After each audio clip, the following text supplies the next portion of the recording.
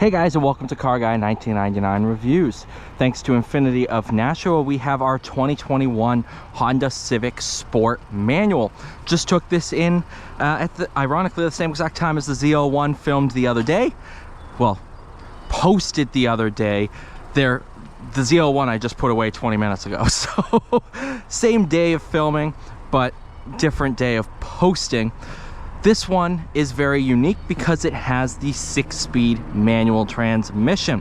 When I did the appraisal on this car, there were 103 Civic Sport hatchbacks, 4 manuals.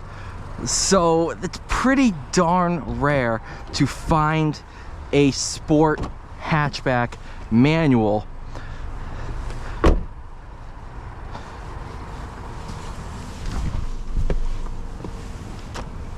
And if you think about it, manuals are a dying breed, and that's a shame. And yes, you have performance cars, Civic Type R, Integra Type S, Civic Si. I mean, the GTI just killed off its manual transmission, for Pete's sake. But in relatively, what do I use? Oh, warm hatches.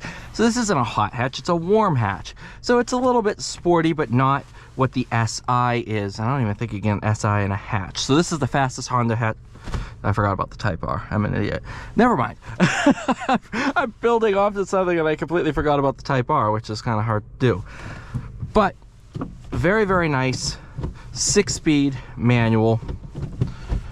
Backup camera, of course, is mandated federally by 2019. Being a 21, it's going to have it. Lots of nice little storage compartments.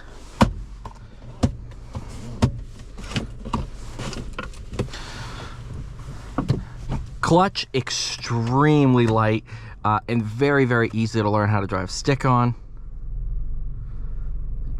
Grabs right at the top, so you have plenty of room. If you release it just a little bit too quick, you have plenty of time to catch it.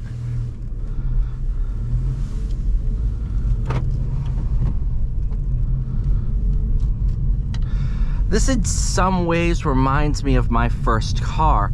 My first car was, I always regret not making a video on it before I traded it. It was a 2007 Kia Spectra 5, which was their hatchback. And that was before Kia started making good cars. So it was kind of a hunk of crap, but it got me from point A to point B and really instilled that love of driving and freedom at a young age. And it had a 5-speed manual, and I bought it before I could drive stick. And while I was learning, I was like, this is a mistake, I don't get it. But the more I forced myself to learn, the more fun I realized I was having, and that made that car way more fun than if it was the 4-speed auto.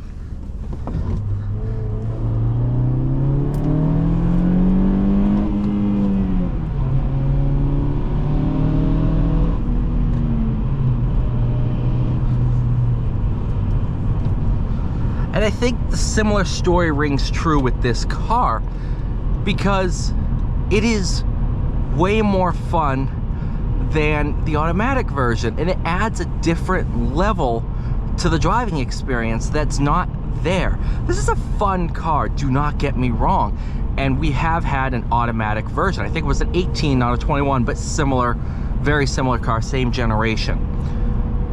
And just driving the manual adds that little bit of fun to this car. Engine's very, very torquey, and it does have that like 80s turbo vibe where it takes a second for it to spool up. And again, that just adds a little bit of character to this car. There's something to be said about a car that does absolutely everything you want, specifically how you do it, and it doesn't add a little bit of flair to it. This, when the turbo comes on boost, and you know, you kind of have to appreciate that rougher edge to it. And a lot of times that rougher edge is what people construe as sport. So that harsher ride, that louder engine, that everything that some people would sit there and say, oh, that's a downfall. No, it really kind of all adds up to making a pretty memorable driving experience, and that's the point of sports cars, is to have fun and remember every drive.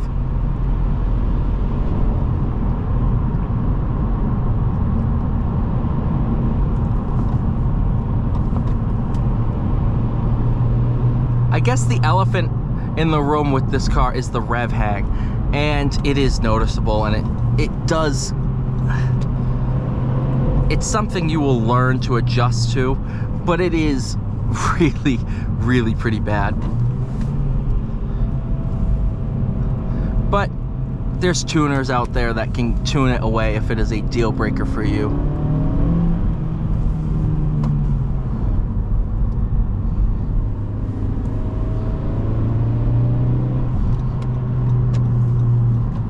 I have to say, this kind of gives me WRX vibes a little bit, especially with the way it delivers power, the rev hang. I don't know, it gives me WRX vibes, and that is a really good compliment, because you have to think about, I'm based in New England, where the WRX is the most popular entry-level sports car, right ahead of the GTI.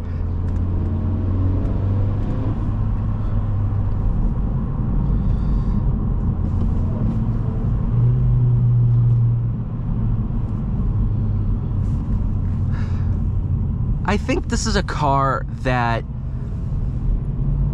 if you are realizing that you're driving a 2013 Sentra, and you want to add a bit of flavor and try out a performance car, but you don't want to fully commit, this is a perfect toe in the water for you to figure out what you like about a performance car before fully committing to paying the extra price of a performance car, because these are bargains. That, you know, you can get one of these for under 30 grand, and sometimes under 25.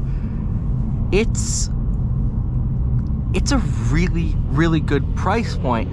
And if you were looking at GTIs for that price point, they would be high mileage, they would be previously modified, they would have some edge to them. These, you know, they're gonna function, they're kind of slept on, nobody really talks about them, and the aftermarket is there if you decide to want to take it to the next level. So these are kind of the blank canvas of entry-level performance cars, because you can kind of design this thing as you want. If you want just a fun little daily driver, you can leave it as it sits. If you want to take it to the next level, you can swap a motor, a Type R motor in it, you can add bigger turbos, you can tune them.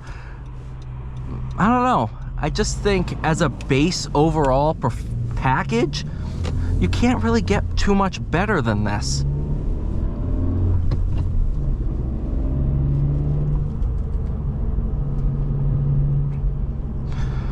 And if you're sitting there, you're 18, 17, 16, you know, your parents are giving you $25,000 for your first car, and you want something that's gonna be reliable, safe, fuel efficient, but fun enough for you to kind of start to figure out if you like performance cars and like driving, and to get the bug of driving a performance car instilled in you.